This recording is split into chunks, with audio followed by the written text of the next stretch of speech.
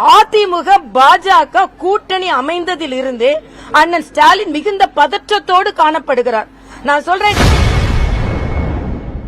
முதலமைச்சர் மு.க. ஸ்டாலினை அதிமுக பாஜக கூட்டணியால் பதட்டத்தில் பயந்து கொண்டிருப்பதாகவும் இன்னும் 10 மாதங்களில் தமிழக மக்கள் அவுட் ஆஃப் கண்ட்ரோலால் வீட்டுக்கு அனுப்புவார்கள் என்று பாஜக மூத்த தலைவர் தமிழிசை சவுந்தரராஜன் காட்டமாக விமர்சித்துள்ளார். அவுட் ஆஃப் கண்ட்ரோலா தமிழக மக்களின் அவுட் ஆஃப் கண்ட்ரோலா அண்ணன் ஸ்டாலின் இன்னொரு 10-11 மாசத்துல போக போறார் என்பதை மிக பதற்றத்தோடு அவர் வெளிப்படுத்துகிறார். நான் கேட்கிறேன், எவ்வளவுக்கு இவ்வளவு பதற்றம்? அதிமுக பாஜக கூட்டணி அமைந்ததில் இருந்து அண்ணன் ஸ்டாலின் மிகுந்த பதற்றத்தோடு காணப்படுகிறார். நான் சொல்றேன், டெல்லிக்கு நீங்கள் அடிபணிய வேண்டும் என்று யாரும் சொல்லல.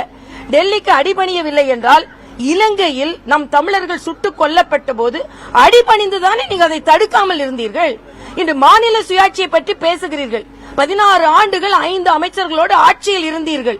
அப்போ டெல்லிக்கு அடிபணிந்துதானே அதை பற்றி ஒரு வார்த்தை கூட பேசாமல் இருந்தீர்கள். இன்று கல்வியை மாநில பட்டியலுக்கு கொண்டு வர வேண்டும் என்று சொல்கிறீர்கள். இவ்வளவு ஆண்டு காலம், ஏறக்குறைய 15-16 ஆண்டு காலம் ஆட்சியில் மத்தியில் இருந்து கொண்டு டெல்லிக்கு அடிபணிந்து கொண்டுதானே அதை பற்றி ஒற்றை வார்த்தை பேசாமல் இருந்தீர்கள்.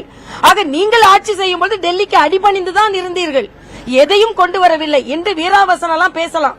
இன்னைக்கு ஷா என்னை ஒன்றும் எந்த ஷாவும் ஒன்று செய்ய முடியாதுன்றாரு.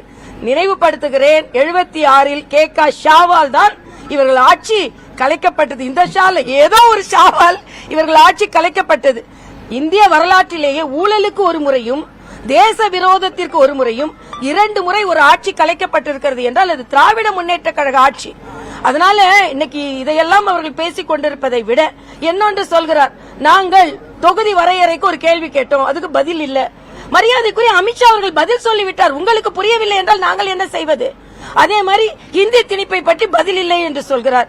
மரியாதைக்குரிய தர்மேந்திர பிரதான் அவர்கள் ஹிந்தி திணிப்பு கிடையாது என்று சொல்லிவிட்டார். உங்களுக்கு புரியவில்லை என்றால் அவர்கள் என்ன செய்வார்கள்?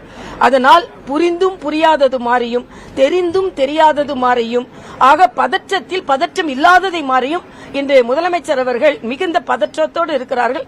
பதற்றம் வேண்டாம் முதலமைச்சர் அவர்களே, ஒரு 11 மாதம் பொறுத்திருங்கள், நாங்கள் ஆட்சிக்கு வருவோம். அதற்கு பின்பு என்னெல்லாம் தமிழக மக்களுக்கு கொண்டு வர வேண்டுமோ அதையெல்லாம் கொண்டு வருவோம். செய்திகளை உள்ளது உள்ளபடி தெரிந்து கொள்ள ரெஃப்ளெக்ட் நியூஸை சப்ஸ்கிரைப் பண்ணுங்க.